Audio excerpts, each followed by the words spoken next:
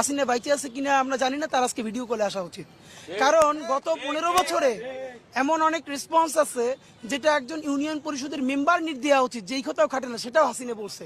আর এখন এত কিছু হইতেছে, তার লোকরে পিটিয়ে মিটিয়ে তার বাপের বিল্ডিং ভাইগা ওইখানে আওয়ামী লীগের অফিসে পোলাপান শীষ করে, তাও সে কিছু বলে না। এটা এত ভালো তো ভালো না, এর মানে সে বাইচে আছে কিনা এটা প্রমাণ করার জন্য তার ভিডিও গুলো আসা উচিত। আমরা আপনাদের মাধ্যমে অনুরোধ জানাই। এই জন্য হইলো তার রাজনীতি আর নাই আসলে। তো এই জন্য বাকি যারা ছোট আওয়ামী লীগ আছে এরা এখন হাত পা ধুইয়া তবা কইরা বিচারের মুখোমুখি হইয়া তারপরে তারা ছেলে নতুন রাজনীতি করতে পারে। কিন্তু আওয়ামী লীগ গণকেস এটার আজকে প্রমাণ সন্ধ্যা পর্যন্ত হবে। তারা 1100 কোটি টাকা বাজেট করে এরপরেও যদি তারা প্রকাশ্য দিবে, লোক আপনি ভাবেন এত কিছুর পরে বিএনপি জামাত প্রকাশ্যে মিছিল দিছে না?